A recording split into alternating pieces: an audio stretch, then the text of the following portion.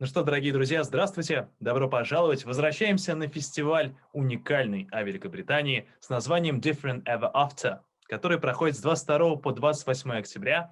Организаторами является посольство Великобритании в Москве и ведущие российские просветительское медиа «Теории и практики». 2020 год, без секрета, повлиял на жизни многих людей и общества в целом. Different Ever After – фестиваль о том, как меняется мир вокруг нас. Это фестиваль о важном, новом и о том, что ждет нас впереди. Another day of the festival is about to get started, and we're pleased to welcome you within the unique festival, Different Ever After. The festival offers a great place to discuss how rapidly the world around us is changing and which role we play in the big game. We have no time to spare, so let's go next. Дорогие друзья, прежде чем мы перейдем к следующей сессии, позвольте рассказать вам о небольших технических моментах. Наша следующая сессия пройдет на английском языке, но если вдруг вы чувствуете себя некомфортно и хотите получать информацию на русском, то для вас существует специальная функция перевода. Пожалуйста, перейдите на нижнюю панель Zoom и найдите клавишу «Перевод» и поставите галочку рядом с русским языком. Если у вас Zoom на английском языке, найдите клавишу «Interpretation» и переведите на Russian. Все очень просто. Чувствуйте себя комфортно, чувствуйте себя как дома. Также, дорогие друзья, если вы хотите задать спикеру вопрос, то вам необходимо написать специальную секцию, которая тоже находится внизу в тулбаре, которая называется «Вопросы-ответы». Если у вас Zoom на английском, эта секция называется Q&A. Также, дорогие друзья, во время следующей сессии будет проводиться сурдоперевод. Ну что, мы готовы? Сейчас мы с вами, с профессором Кристы Кауман, подробно представим слушателям историю борьбы британских женщин за равные права и возможности от воинствующего движения суфражисток до наших дней. Уже не терпится начать. Встречайте профессора истории, директора отдела исследований колледжа искусств университета Линкольна Кристы Кауман. Модератором сессии с нами сегодня выступит журналистка, автор телеграм-канала «Дочь разбойника» Анастасия Красильникова. Анастасия Красильникова, the floor is yours. Welcome to the Different Ever After. Hello, everyone. I'm so glad that you're here today. And we're glad to see you on this festival of modern British culture that's called Different Ever After. And as Misha already told you, my name is Настя Красильникова. I'm a journalist and a feminist based in Moscow. And today we have a really special guest, Kристы Кауман. Krista is a director of research in College of Arts and a professor of history in Lincoln School of Humanities in University of Lincoln. And today, Krista is going to tell us about the history of disobedience of British women.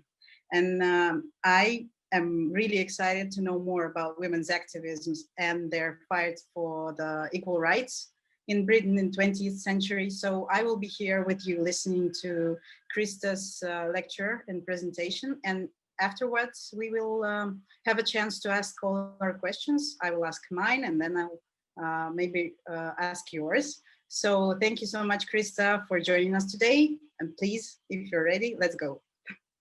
Thank you. Well, thank you so much for inviting me. It's really exciting to be here. I do have to say it would be even more exciting if I could actually be in Moscow. Is my home not in Moscow? Being in Moscow, I think, is the next best thing. So thank you so much for the invitation. And I think if I could just introduce my presentation by saying that obviously it's impossible to talk about the whole history of this topic in a short lecture. So what I'm focusing on are three particular episodes in the 20th century that I think just give a nice flavour of the different types of women's activism. So if we could start the presentation, please. And I'd like to start my presentation with a popular slogan that well-behaved women seldom make history. So if we can have the next slide, please. Thanks, that's great. This statement, which can now be found on sweatshirts, postcards, mugs, fridge magnets, and lots of other merchandise, didn't start off as a feminist catchphrase. It was first used by the American historian Laurel Thatcher Ulrich in 1976 in an article that drew on elegies, funeral addresses, and memorials to create the life stories of ordinary Puritan women in the 17th and 18th centuries in America. Although her point was that we were more likely to know about women who stepped out of line than those who conformed, and although her article was more interested in the conformers, the phrase took on a life of its own. Laurel returned to it 30 years later in a book, Well-Behaved Women Seldom Make History, which looked at what she described as pivotal moments in the lives of three women, Christiane de Pizan, Elizabeth Cady Stanton, and Virginia Woolf. Moments when, according to a review of the book in the Harvard Gazette, they broke with conventional behavior in order to recreate themselves and make a place in history. It was the idea of these women having a pivotal moment that moved them into activism that struck me most in Ulrich's decision to return to her phrase for a book about women's disobedience rather than a book about women's piety. The same idea of a pivotal moment appears in Everyday Sexism, the 2014 book by the British feminist campaigner Laura Bates. Bates' introduction, which is called Everybody Has a Tipping Point, noted some of the daily examples of low-level harassment facing her and other young women, which led her into an international campaign to highlight and challenge such behaviours. And it struck me that one of the ways in which we can best map the historical events that moved women's progress towards a level of social and political equality in Britain since the end of the 19th century is through writing a distinct history of women's acts of disobedience. A large part of the story of women's emancipation in Britain is of acts of rebellion, instances where women have broken conventions or laws or both in pursuit of greater equality for themselves and for their sex. Some of this feminine disobedience was located within the framework of large organisations in pursuit of policies decided by committees in formalised political structures. Other examples were more spontaneous, planned from informal groups or growing out of community actions. Some of the women we will encounter this evening had a tipping point that prompted many years of political activism, whereas others were only visible in the historical record for a very short amount of time around a single issue. The examples all represent different periods in the history of a century of feminist activism. Can I have the next slide, please? Thank you. Two of these examples come from the high points, the peaks of what are usually referred to as the two waves of British feminism. And another one is from the 1950s, a time more commonly associated with domesticity and the emergence of the housewife. Looking at them together, they suggest a continuity of women's activism, which reminds us that power rarely concedes rights to the less powerful, and that social change is more generally something that has to be levered or forced rather than something that simply happens. An obvious starting point when we're talking about Britain is the case of the militant suffrage campaign from the early 20th century. This unprecedented period of women's mass disobedience in many ways set the standard for what would come later. While most countries with parliamentary democracies had suffrage campaigns during the 19th and 20th centuries, the British campaign stood out for its levels of militancy. Certain militant actions by suffragettes, I think most notably the campaign of criminal damage, which escalated to include bombing and arson, have led many historians to summarise it as one of terrorism. But nonetheless, in many instances, actions that were described as militant when women carried them out would have more or less passed unnoticed if undertaken by men. Slide 3, please. The militant branch of the British suffrage movement was started by Emmeline Pankhurst in Manchester in the north of England in the autumn of 1903. Emmeline was an early member of the Socialist Independent Labour Party, or the ILP, the first political party in Britain to admit women and men as equal members.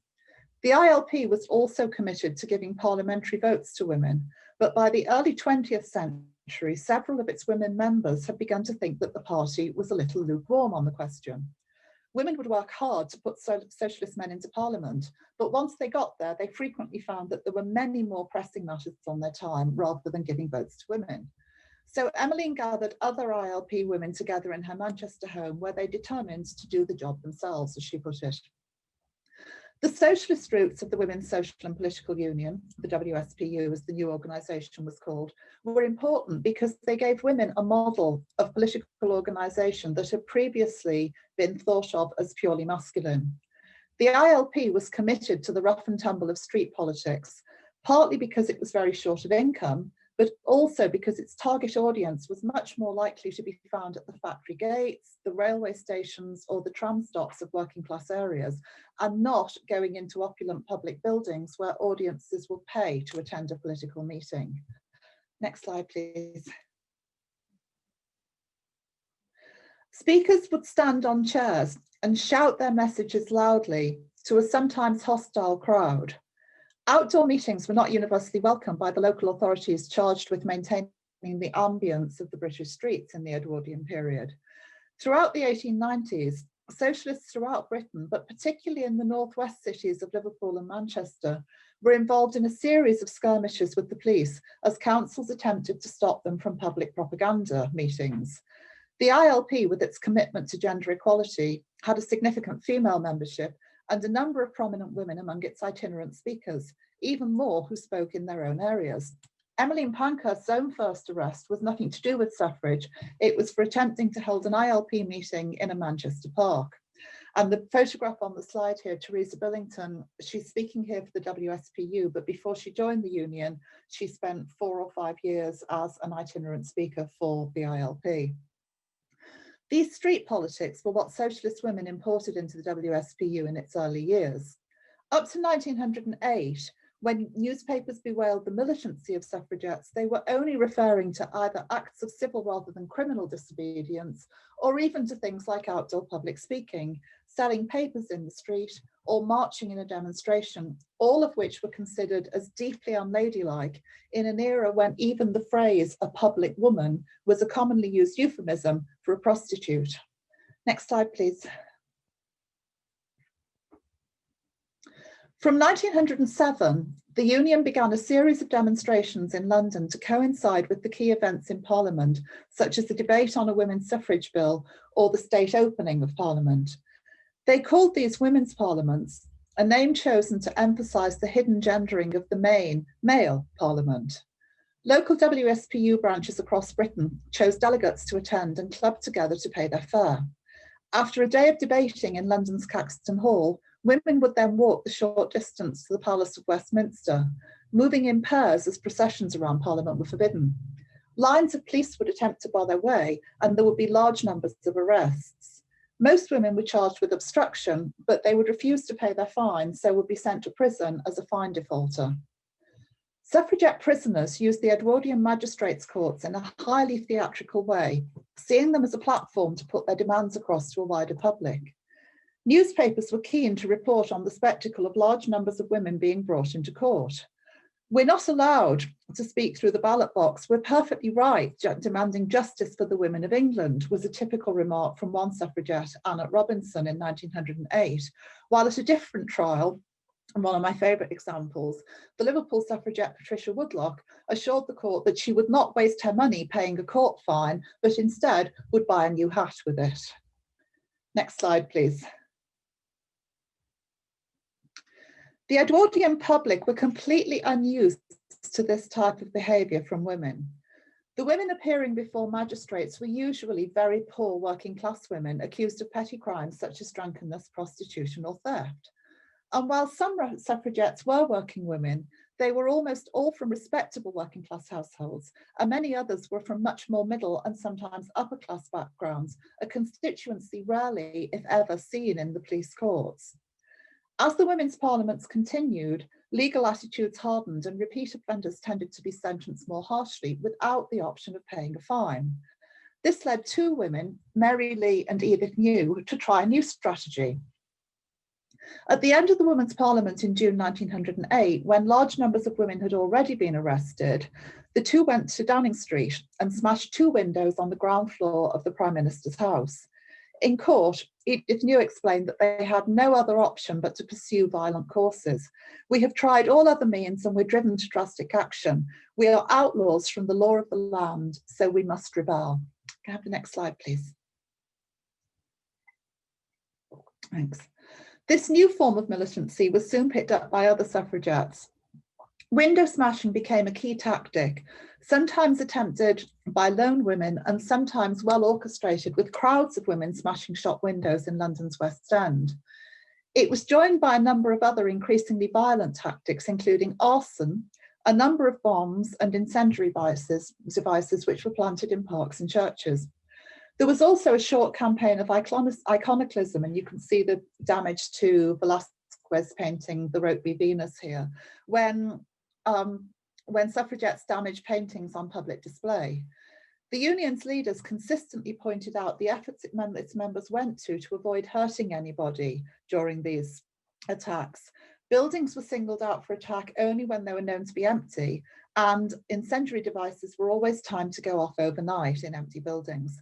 The aim was to cause disruption and annoyance rather than to spread fear and endanger life, although it has to be said that the primitive nature of some of the devices used meant that this was more a matter of luck than of accuracy.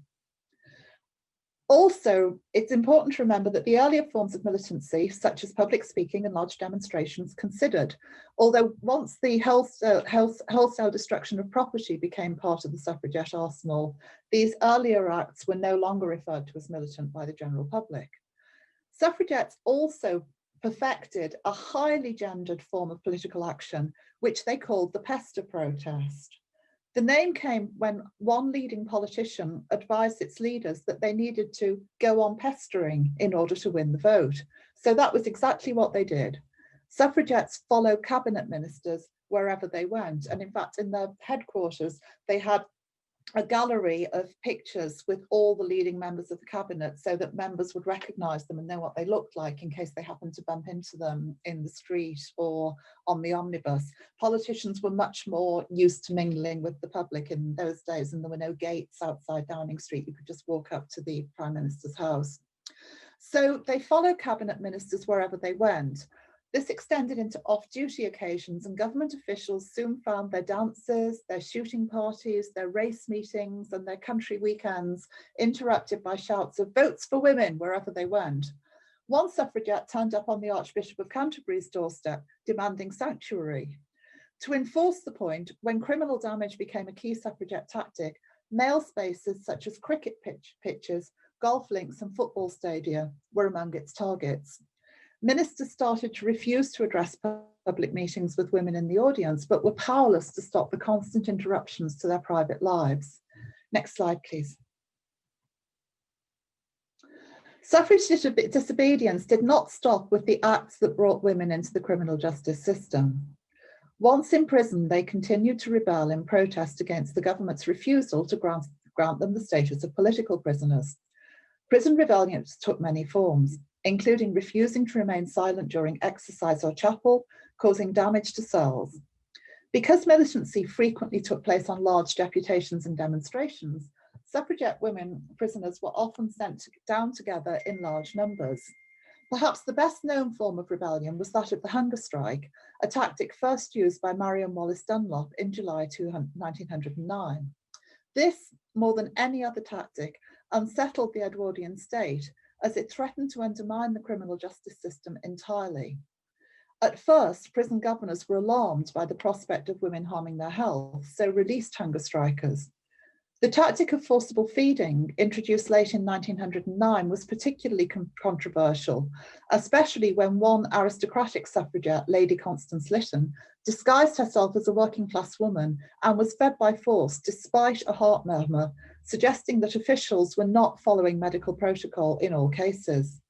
Eventually, the authorities determined on a new course of action, the Prisoners' Temporary Discharge for Ill Health Bill, which came into force in 1913. Commonly known as the Cat and Mouse Act, this allowed prison governors to release suffragette hunger strikers if their health began to deteriorate. Such prisoners were released on a temporary license and required to present themselves to the police for rearrest when they were sufficiently recovered. In reality, no woman did this. They remained at large as mice, often in disguise, evading authorities who attempted to rearrest them with varying and lessening degrees of success. Women prisoners were a minority in Edwardian jails, and it was widely accepted at the time that prisons were effective in changing behaviours, rehabilitating many petty criminals and effectively making bad girls good. The disruptive behaviour of suffragettes, which prison governors reported was having a negative impact on discipline across the board, and the respectable identity of suffrage prisoners before they to jail subverted this, suggesting instead that prison may also be a place where good girls would become bad. Next slide, please.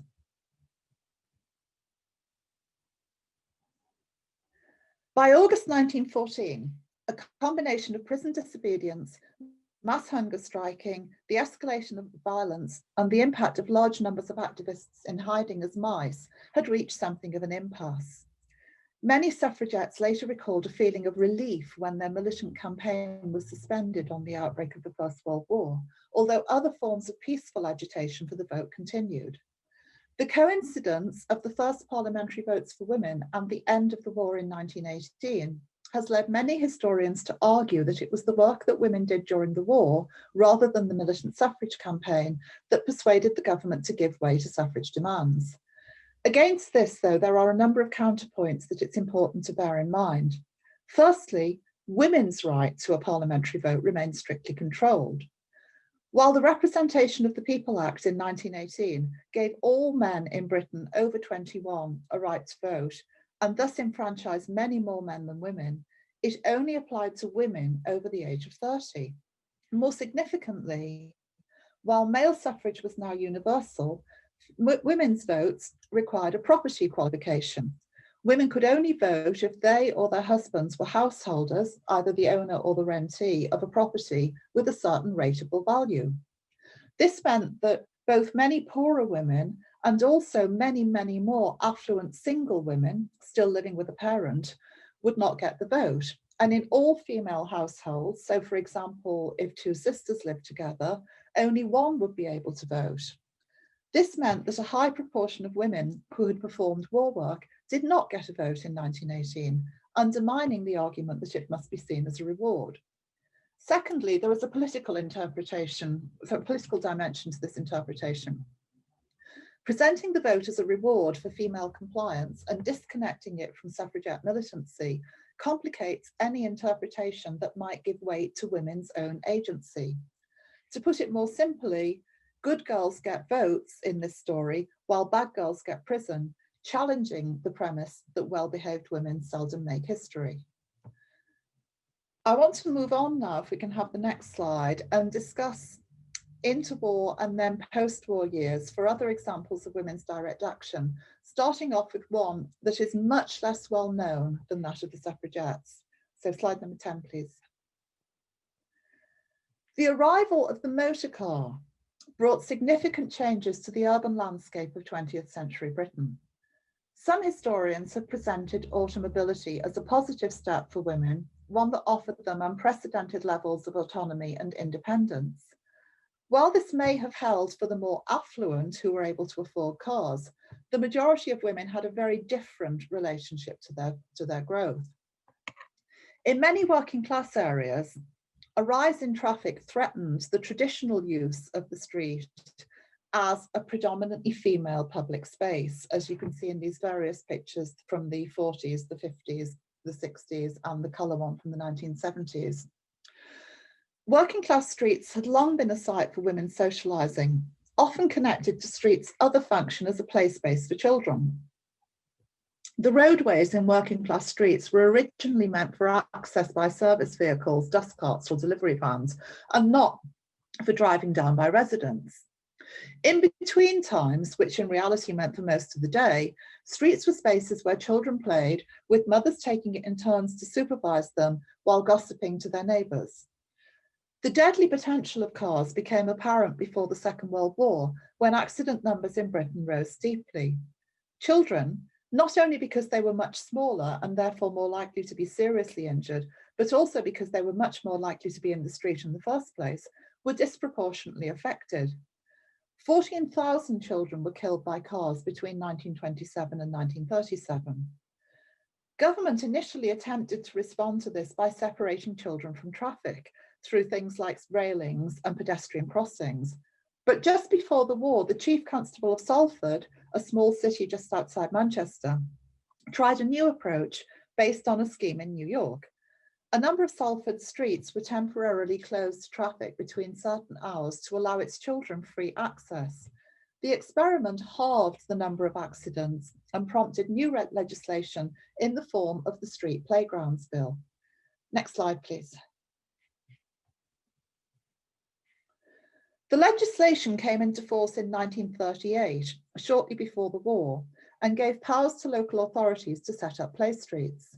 But in many areas, councils were slow to act, as there were often objections from local residents without children who misunderstood the intention and feared that their street would be overrun by children, or another more powerful lobby, new motorists, often connected to the more affluent and business class of the city, who demanded freedom of movement. Against this, many districts saw fierce campaigns by mothers who were determined to force their local councils to act. One typical and well-documented example was in Liverpool, where a group of working class women protested against cars using their street as a cut-through access to the city centre. In the autumn of 1956, they came out onto the streets, and a number of things stand out about this protest, which attracted national attention and set a precedent for the way similar protests would take place all over the country. The women involved all invoked their maternity in offering explanations for their action. One, Mrs. Quinn, who described herself as a grandmother before saying that the 90 to 100 children who lived in the area had no other playground. Mrs. Bowie, who said she was a mother of 11, agreed. And another mother, Mrs. Young, explained how a woman's protest would be more successful when she told reporters that although their husbands were at home, this was on a Saturday, they're not seen in the street. The barricade is women's work. That's because the police might hit the men, but they won't hit the babies and the children. For several days, the women used their own bodies and their prams to form barricades across the entrance of their street, ignoring police efforts to move them on. As well as the continuity of offence, in this case obstruction, with the suffrage movement, protesters also borrowed the tactic of chalking on the pavements to explain their demands. And a more explicit link was made when a local MP, Bessie Braddock, who was the daughter of suffrage campaigner and trade union organiser Mary Bamber, came down to the street to visit the protesters. When Bessie attempted to persuade them to call off their barricade, they were very quick to remind her that if women like ourselves hadn't fought years ago for a vote, you and other women would not be in Parliament. Eventually, the council gave in to the women's demands, closed the street to traffic in one direction, which meant it was useless as a cut-through. Similar protests were held throughout Britain in the 1950s and 60s. Although they all seem to have been spontaneous, they shared certain characteristics, including the use of prams and women's bodies to physically block the streets. And again, we know of these protests because the actions were sufficiently deviant to attract press attention beyond the immediate era. Next slide, please. The final examples of this continuity of disobedience are from the 1970s and 80s and grew out of the so-called second wave feminist movement, more commonly known as the women's liberation movement. While early 20th century feminism was centered on achieving women's social and political rights, the women's liberation movement was also concerned with much more personal rights. So they campaigned on issues such as abortion, contraception, childbirth, and street safety. And a lot of their demands were centered around one particular slogan, which is that the personal is political. The women's liberation movement began in America. And an interesting point about its British development, which is unique and makes it very different from America, was that in Britain, the organisation grew out of something called History Workshop, a radical movement that aims to recover histories of working class campaigns in order to inform present day organising. One of its best known early protests was against the Miss World contest in November 1970. The contest was held in the Albert Hall, a building regularly disrupted by suffragette demonstrators in the Edwardian period. And in the 1970 campaign, women used similar tactics. They bought tickets to enter the hall disguised as audience members in evening dress. And then in the middle of the event, they jumped up from their seats to make their protest. And there was a recent feature film called Misbehaviour made about exactly this protest, which some of you may have seen last year. Slide number 13, please. The 1970s ended with women revisiting the suffragette tactic of large women-only demonstrations and presentations in something that was known as the Reclaim the Night movement. Reclaim the Night was a broad grouping, very loose grouping, that started with a march in Leeds in northern Britain in 1979, timed to coincide with International Women's Day on March the 8th. The marches, which had spread across Britain by the 1980s, aims to draw attention to the levels of harassment, discomfort and danger faced by women going out alone at night or even in groups at night. One of the organisers explained to The Guardian, "Our aim is to change men's attitudes so that they do not look on us only as sex objects, but as individuals with individuals' rights." Men's attitudes towards the marches often reveals that the high levels of ingrained prejudice facing female campaigners meaning that they were quite justified in carrying out these actions. Really nice example of this in Liverpool. The organisers of the first Reclaim the Night march did exactly the right thing and went to the local police authorities for permission to hold a demonstration. And initially they were refused a permit by the police authorities on the grounds, according to a police spokesman, that they couldn't possibly give permission for the march because it wasn't safe for women to be out on the streets alone at night. Now, of course, this was actually the point of the march, protesting about the fact it wasn't safe for women to be out on the streets. But the police first response was to say, "Oh no, we're not going to let you do that because it's not safe." In common with their suffragette predecessors, the militancy or disobedience of Reclaim the Night lay in its occupation of what was predominantly accepted as men's space, in this case, the nighttime cityscape, the nighttime streets, accepted and understood as male space, even if there was no actual legal prohibition on women's presence there.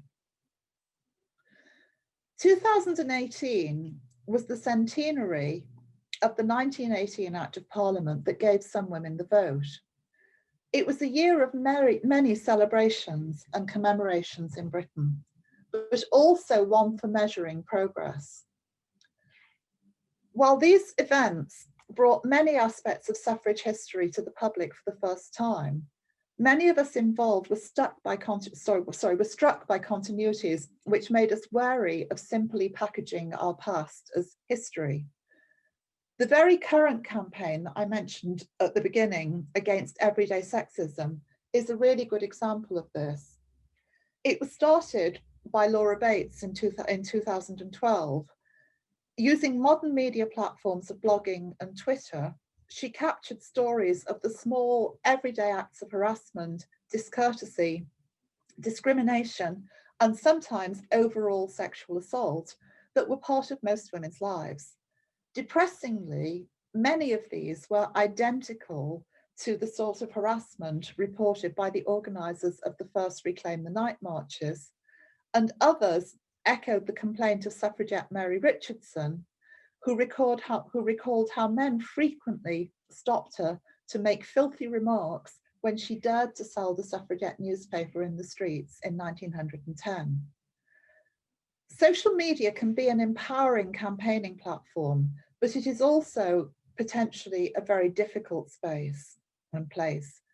Women MPs in Britain, who are still in a minority in Parliament, experience far more harassment on social media than their male colleagues, with many clearly feeling that public rape threats or criticism of a woman's dress or physical appearance are seen as a legitimate form of political discourse. And indeed, there are a small number of women MPs who have actually now disconnected their social media in the UK because they felt that the levels of abuse that they were getting were just far too much for them to cope with. So if I can have the last slide, please.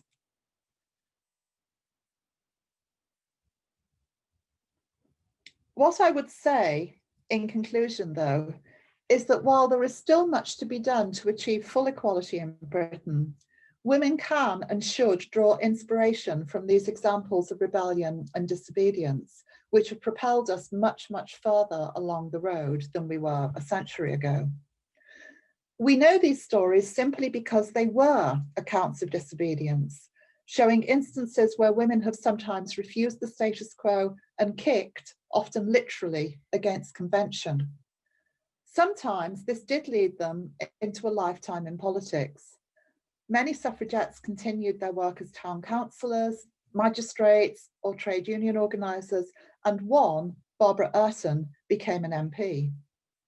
Some of the Miss World protesters continued their activism in other campaigns up to the present day. At other times, though, such as in the Play Streets protest, the single act of militancy or disobedience was enough to bring about the desired change in women's lives, at which point they stopped their campaigning and their activism. But all of these remind us collectively, in the words of Laurel Thatcher Ulrich that I started with, that well-behaved women seldom make history. Thank you.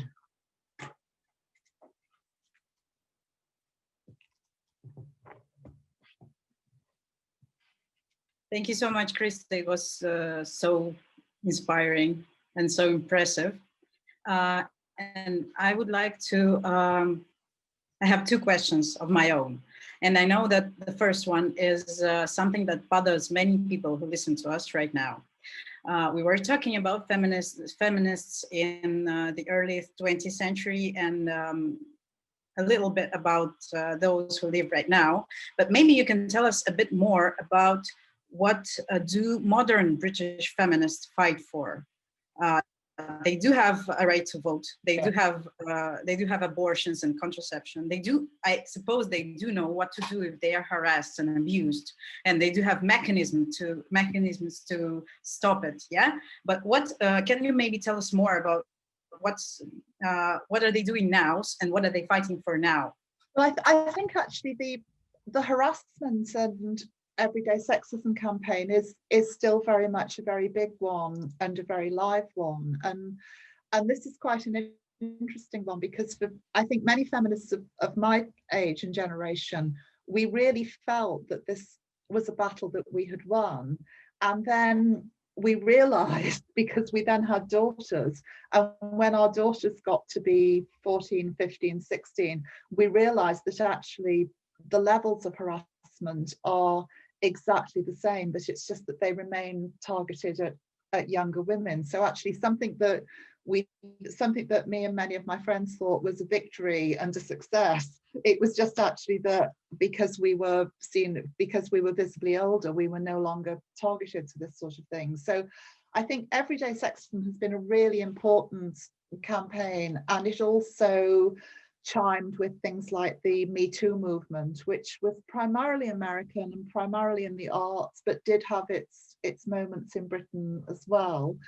A lot of women in Britain, particularly at the moment, are involved in campaigns around the environment, and particularly sort of local environments. And if we can make our own streets cleaner, if we can make our own rivers in our town and city cleaner, then we'll clean up the whole thing. And campaigning against plastic packaging and things like that.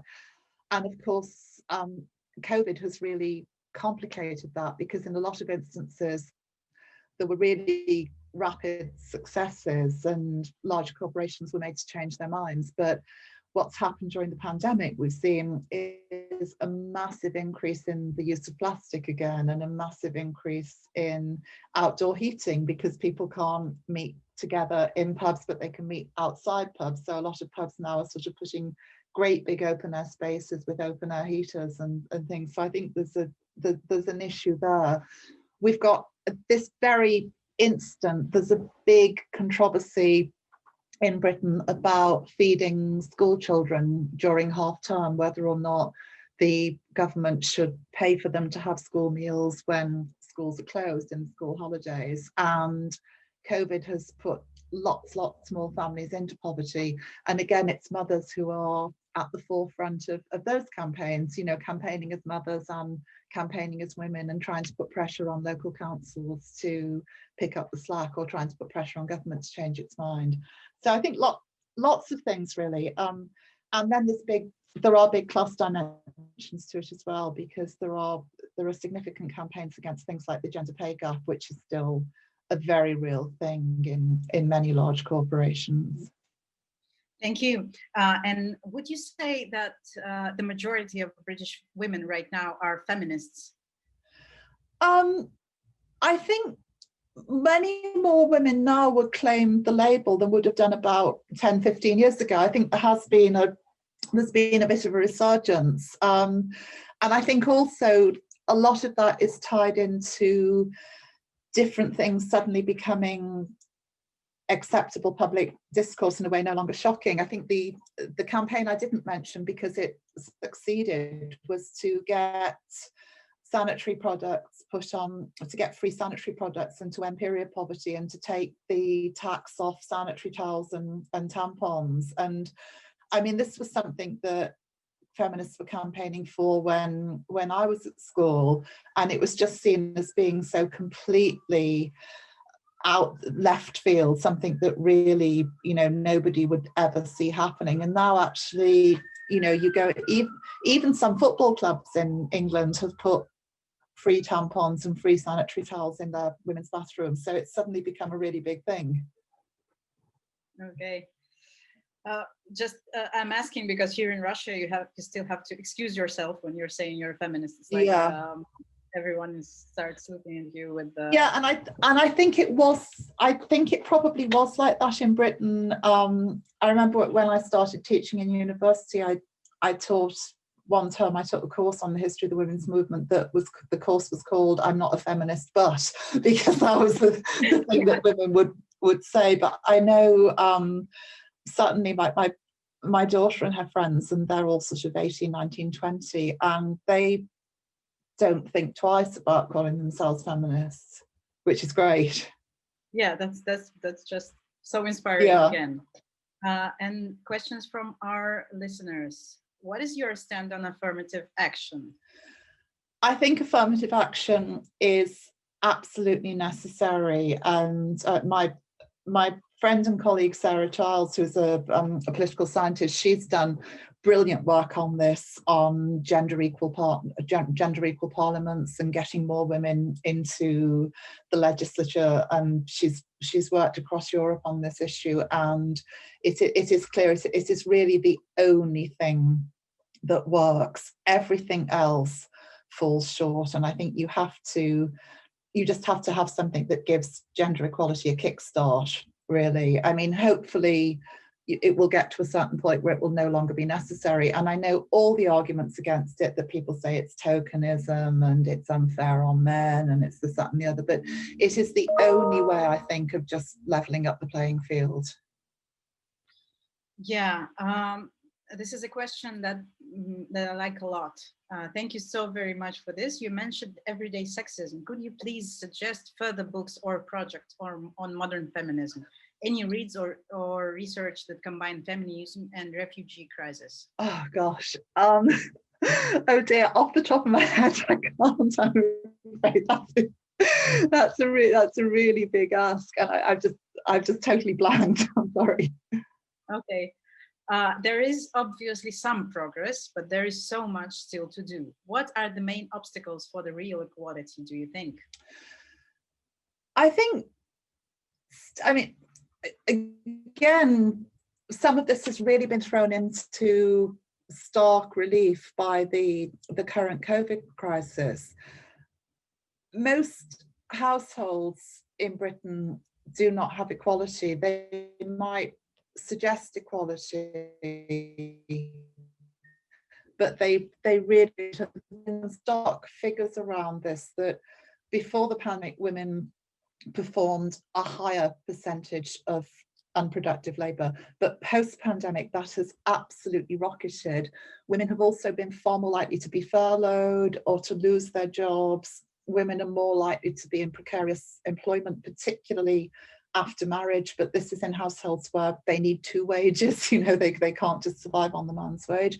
So I think there are all sorts of issues around that. And certainly during the height of lockdown, when all the schools were closed, in the majority of instances where you had a couple who were both working and who had children. In most cases, it was the mother who was then taking responsibility for doing the schoolwork with the children as well. And there's been all sorts of problems that's been throwing around. So I think there are big issues still with equalities that aren't necessarily seen as equalities, and who actually does the labour in the home and who gets those things going.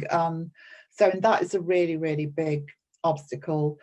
And then there are other serious financial obstacles, because although we have some paid maternity leave and some but less paid paternity leave, the paternity leave is less well paid. So unless you're a very affluent couple, you can't afford for the husband to take it anyway.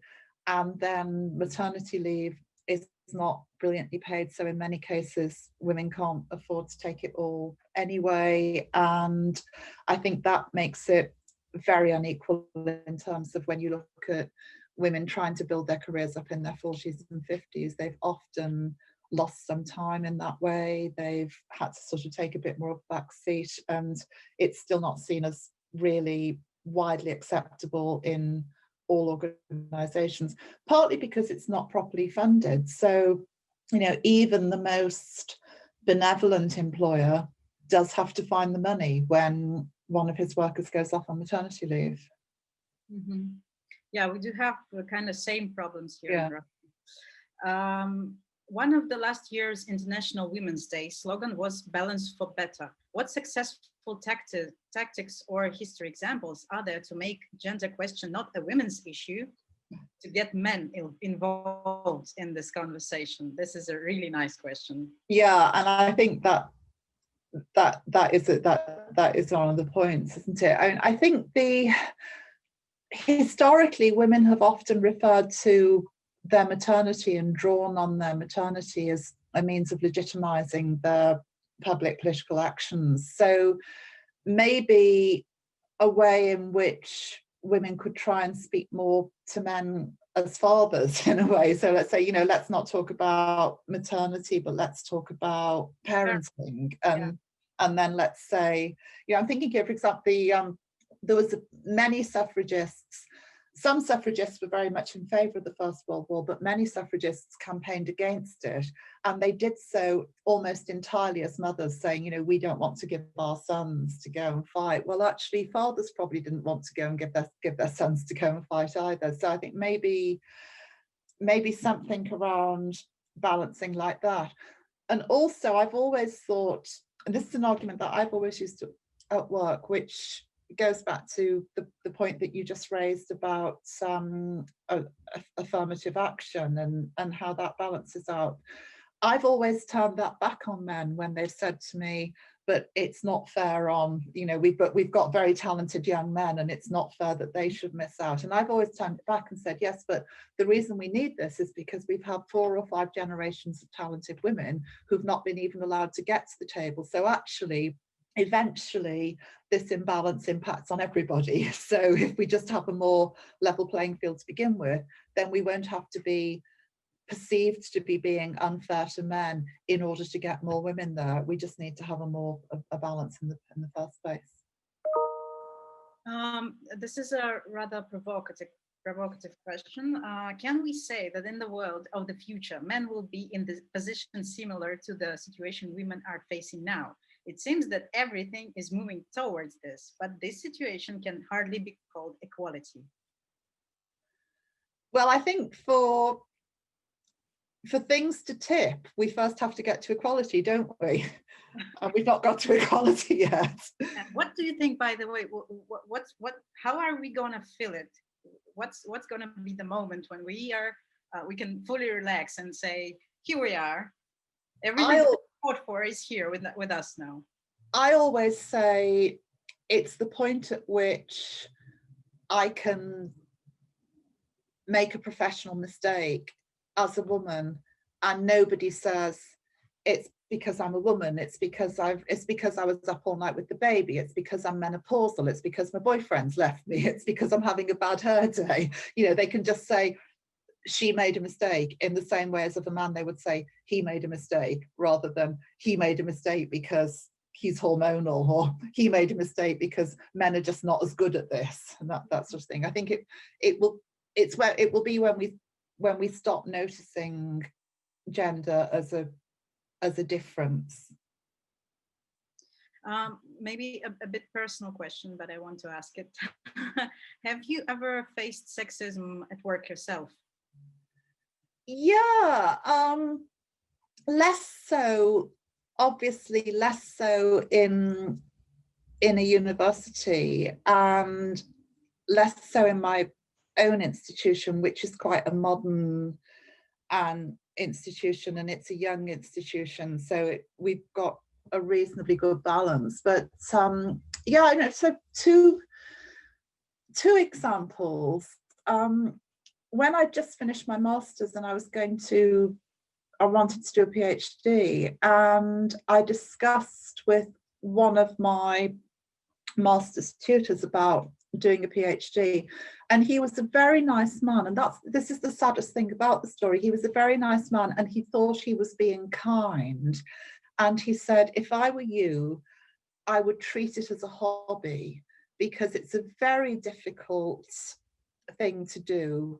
And I think particularly for you as a young woman, if you want to get married, if you want to start a family, you know, it will make your life very complicated. So why not just carry on with the job you're doing at the moment, because I did the master's part-time, and treat it as a hobby. And as I said, the worst thing was that he thought she was being kind. I wasn't kind. I said if I wanted a hobby, I'd take up knitting, and kind of left it at that. And then after I got my PhD, I was working in one institution, and there was a job at an institution in the same city that I wanted to apply for. And at the time, this institution employed no women at all in its history department. Because I was in the same city, I took my application in by hand, and I was looking a bit lost in the corridor, and the head of department, and I knew who he was, but he didn't know who I was, came out and said, can I help you? And I said, yes, I've brought my application in. And he said, oh, for what job? And I said, for the lectureship. And he said, you're applying for the lectureship, as if it was like, oh, you should have come to apply for the cleaner's job or something. I mean, it's those little things, you know. It's just because he just didn't expect a woman to be applying for a lectureship, clearly. So it's those covert things, I think.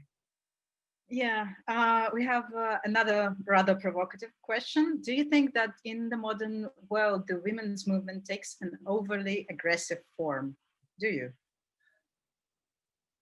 By and large, no, I don't. And I think, you know, that was kind of part of the point of my talk, wasn't it? That it's the acts of disobedience that get noticed. Like, I used to get so cross in the suffrage centenary year when I would be giving talks or on panels and things, and there would always be somebody who'd say, oh, but women got the vote for what they did in the war. And aside from the fact that that doesn't match up with the historical facts in Britain, it's also this notion that if you behave yourself and you do as you're told, then eventually men will give you what you want. But if you go and make a fuss about it, then, you know, that's not a way to get what you want. Well, sometimes it is a way to get what you want.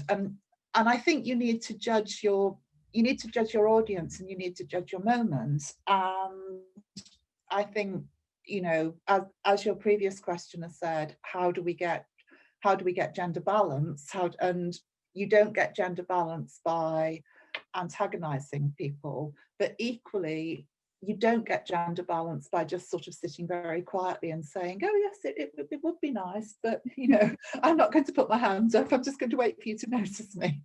Yeah, and this is called a fight for equal rights. So yeah, we have to fight, we have to be aggressive at some points. So because historically, I cannot think of a single instance historically where one group or class has willingly given up power to another group or class that is pushing for it. It always has to be fought for, it always has to be struggled for.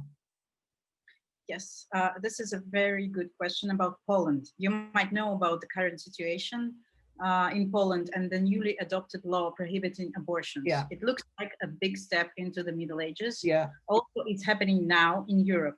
What do you think about this rather conservative move? I think it's really depressing. I think it's really depressing. And one of the really depressing things it makes me think as a historian is that how many of our gains are temporal, how many of the things that we think we've achieved as women, that we think, oh, nothing can possibly change now because this is so sensible, you know, and it's so, how many of these things are temporal, how many of our rights might we find being stripped away from us, you know. And this is from Margaret Atwood onwards, this has always been the trope of dystopian feminist literature. So I think in a sense as a feminist it's one of the things that you most dread, isn't it, seeing these recently hard fought for and hard won rights just being stripped away. You already we already talked about this a little bit, but maybe more specifically, what do you think the pandemic has exposed how do you think the pandemic has exposed the gender inequality, and what governments should do to tackle it? Yeah, I mean, I think we did. Sorry, I'm just getting myself some more water. I think we did talk about it, but I'm quite happy to say a bit more about it. I mean, under European law, what all governments in the EU should have done was run a gender impact analysis on the legislation before they brought it in. Now, obviously, it was a pandemic, it was an emergency, and there probably wasn't time to do a proper gender impact analysis. But I think that all governments should be doing that now, so that if you get into a stage where we've got to in Britain, where in Wales, for example, Wales is in a second lockdown at the moment, but only for 2 weeks. Places like Manchester and Sheffield are in what's called Tier 3, which is almost like lockdown. We need to be doing these analyses now and then putting things in place to make sure that women aren't disproportionately affected, because if we don't try and solve it now, then in 2 or 3 years' time there's going to be an even bigger mess to try and sort out. Yeah, and here's the question about women's movements in the Western and Eastern world. What are the differences and what peculiarities are particularly striking? If you know something about, well, I'm not. Yeah, that's kind of too much. I would just be sprouting something off the top of my head, because that's really a bit too much out of my comfort zone, I think. We have one more question, I think. It's coming now.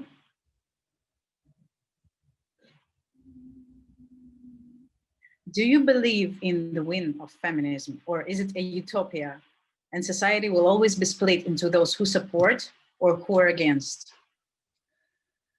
I think there will be a win. It won't be a win in the way that I think one or two of your questioners may be fearing from the way the questions have, you know, I don't think we will be replacing a patriarchy with a matriarchy anytime soon, and you know, kind of keeping men as pets or occasional breeding partners or something. You know, yeah, you know, I don't think that's going to happen. But I do think that, you know, it does, apart from anything else, it does just make common sense. You know, if everybody is more fulfilled in themselves, then everybody will be happier and happier in their relationships, and therefore better parents, better sisters, better wives, better friends. You know, I think why just keep half the human race in a subordinate position? It doesn't make any sense. Yeah, it doesn't. So let's all believe that we will win one day. And thank you so much for this very interesting conversation. I don't think we have any more questions, do we? No, we don't. Okay. So again, thank you, Krista. And thanks everyone. Yeah, thanks everyone who has been listening to us and for all your brilliant questions. That was something really interesting and exciting. And now I think I should switch to Russian. So I'm sorry about that. It's okay. Я должна еще, дорогие зрители, рассказать вам про то, что сегодня в 20:00 здесь же на фестивале пройдет онлайн-показ сборника короткометражных фильмов The Uncertain Kingdom. Там будут подняты... Это короткометражные фильмы, да, которые поднимают темы изменения климата, миграции, инвалидности, бездомности, равенства полов и всяких других социально важных вопросов, которые нас с вами всех волнуют. И это, собственно, уникальный портрет современной Великобритании, который вы можете посмотреть уже сегодня вечером в 20:00. И еще меня очень заинтересовало завтрашнее мероприятие, на которое я предлагаю вам тоже зарегистрироваться. В 7 часов вечера будет круглый стол тоже проходить онлайн про работу журналистов во время пандемии. Это что-то ужасно увлекательное должно быть, поскольку добывать факты стало гораздо сложнее, полевая работа стала гораздо сложнее, и вообще очень интересно, как журналисты справляются не только в России, но и в Великобритании и в других странах с этими новыми непростыми условиями. Мне кажется, теперь мы прощаемся. Наверное, Миша сейчас подхватит меня. Да, Настя, спасибо большое. Криста, спасибо вам большое. Действительно, как всегда, да, тема равных прав, будем это так называть, всегда является актуальной. И спасибо большое вам, Криста, Настя, за то, что вдохновляете других, уделять этому внимание, а самое главное, относиться к этому правильно, экологично, без лишних, так скажем, каких-то много непонятных движений и без лишнего фанатизма. Спасибо вам большое, Криста, Настя. Я думаю, что сегодня я и сам видел, что было очень много вопросов, означает, что это было интересно. Так выглядит наш фестиваль Different Ever After. Неудивительно, что нам поступает очень много вопросов. Но, как сказала Настя, увидимся с вами в 20:00 сегодня на The Uncertain Kingdom. И что будет там, пока, так скажем, припустим занавес и расскажем вам через час. Спасибо, всем до скорой встречи, увидимся с вами в 20:00.